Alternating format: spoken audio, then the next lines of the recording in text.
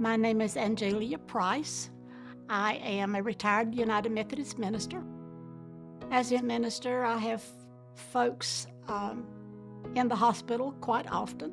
Since 1984, I've been visiting here in the hospital, being with folks as they had surgery or in the hospital for whatever reason, holding their hands as they take their last breath. I started feeling bad in that I could not breathe well after a few steps. It began slow.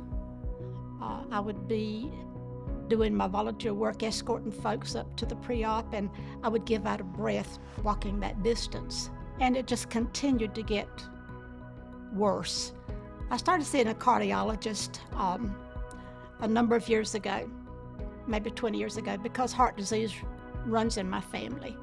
And so I knew at some point in time I would probably have to have a valve replacement. I was very delighted that I didn't have to have my chest split open because I know that it's a long recovery procedure. I did not have any pain at all from the surgery. I was able to get up and move around very shortly.